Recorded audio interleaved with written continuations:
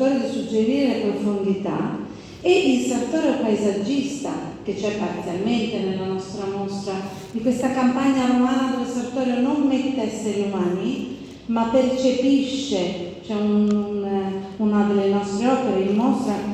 in cui si percepisce l'emozione della campagna romana su questo artista. Ecco, lui, Antonello Viola, era stato capace di entrare in dialogo con Sartorio, con il simbolismo di Sartorio alla Galleria Nazionale, e lì aveva attirato la mia curiosità. Anche adesso non è un caso, l'abbiamo voluto pur con un progetto molto legato alla laguna, più alla laguna che a Sartorio, più a Venezia che a Roma, perché evidentemente siamo a Venezia ed è questo il momento in cui lui poteva scatenare queste sue riflessioni sull'acqua e sulla mutevolezza della laguna. Però non è un caso che di fianco abbiamo la grande mostra su Sartorio, quindi adesso non sei condannata a lavorare sempre di fianco a Sartorio per tutta la vita, ma è un bel affiancamento, un bel legame.